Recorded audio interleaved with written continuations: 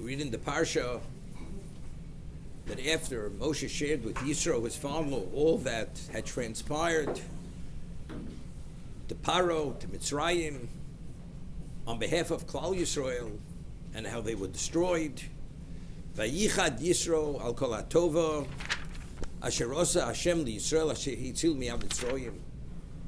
Vayichad, he rejoiced over all the good that Hashem had done on behalf of Yisrael, that he saved them from the hands of the Egyptians. If the Torah would only be referring to the joy, the Torah would have said Vayismach. What's Vayichad? So Rashi cites Chazal, Nasib sor chidudim. His flesh became prickled. Meitzar libud Mitzrayim. He was pained that Egypt was destroyed. Hainu Amri Inchi quotes the Gemara Sanhedrin. This is what people say: Giora Asora Dori Losavazi Armol Abape. That a convert up to 10 generations, you shouldn't speak pejoratively about a non-Jew. That since this is his pedigree from the very beginning, he's still sensitive to anything which is said negatively or pejoratively about a non-Jew. As we see here, Yisro was a tzaddik. He left his glory to convert. He advised Moshe. Nevertheless, what he was told, what happened to Egypt, the how was done, Vayichad, it was a simultaneous pain that he had because of what happened there. We read in the Oz Yoshir that after Mitzrayim was destroyed through the Kriyas Yamsuf, so Moshe Rabbeinu said Oz Yoshir, and the whole world was aware of what happened.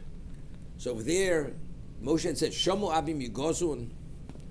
The nations had heard and they were frightened. A tremble came upon those Oznivalu Alufe Edom, Eli Moav, Yogzim Arad.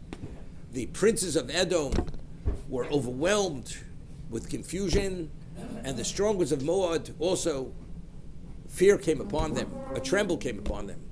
So Rashi says over there, why were they frightened? There was nothing to be frightened. There was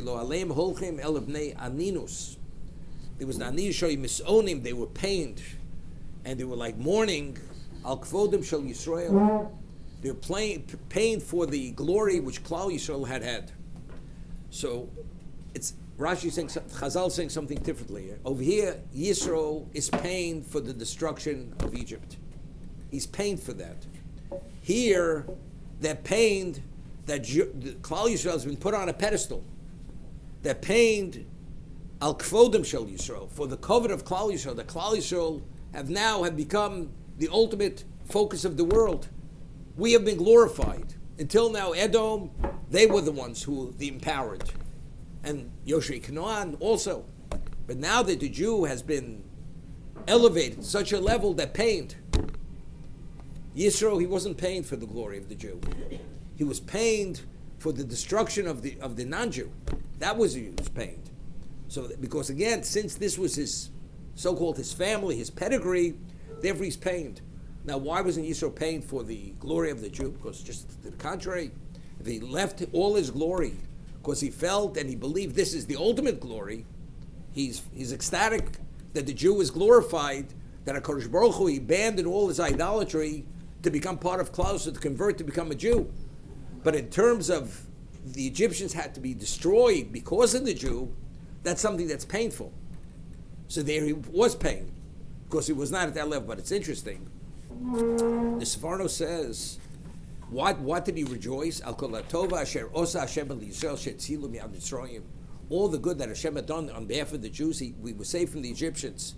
So here the Sefarno says something very interesting. That what he should have been, rather than saying, he says, Lo somach al ovdom Mitzrayim kiroi lebekanik kono. A person who truly is rejoicing over the glory of God, that his makers finally took revenge from the Egyptians. Kinyin yismach tzadik chozanokum. There's a posuk, it says that tzaddik rejoices when he sees revenge was taken. That's why he should have rejoiced. Avosomach al tovosam shel Yisrael kimrachim al dimas hashukim. rather than rejoicing over God's glory, he rejoiced that the victim was finally, the victimizer was repaid for victimizing the Jew. Just to the contrary.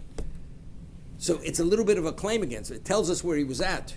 He wasn't at the ultimate level, Yisro. If he would have been at the ultimate level, he would have rejoiced, as the Pasuk says, Yisrach tzaddik yichos nokom. The tzaddik rejoices when he sees revenge was taken.